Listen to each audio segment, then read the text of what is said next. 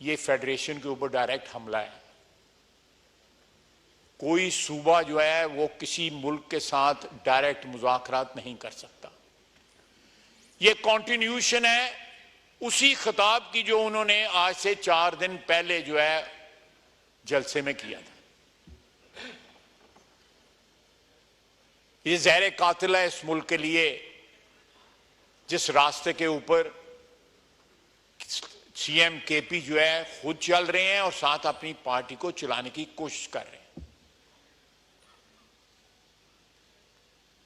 मैं जरा मुताद बात कर रहा हूं क्योंकि मैं नहीं चाहता कि मेरे दोस्त जो हैं वो खफा हों और आपने जो इनिशिएटिव लिया है वो किसी तरह खुदा न खास्ता अंडरमाइन ना हो।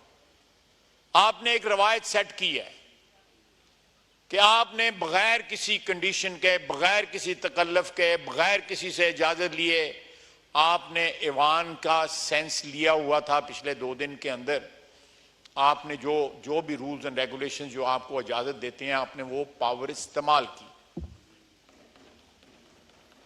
मैं यहां पे आया सेनेट के इलेक्शन में वोट डालने।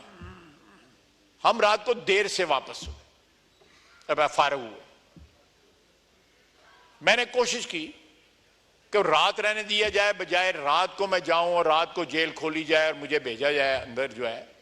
मैं कैद था लेकिन नहीं जा दी गई। मैं एक छोटी सी मिसाल आपको देता हूं कि तंग नजरी की जो है हुक्मरानी थी, विक्टिमाइजेशन जो है वो एक नॉर्म बन गया हुआ था और उसमें कोई बंदा जो था वो बचा नहीं था हमारी पार्टी का। ये पीछे बैठे हुए हैं जिनके ऊपर क्या पता नहीं 60 किलो डाली थी कि 70 किलो डाली थी और 7 कस्में उठाई गई थी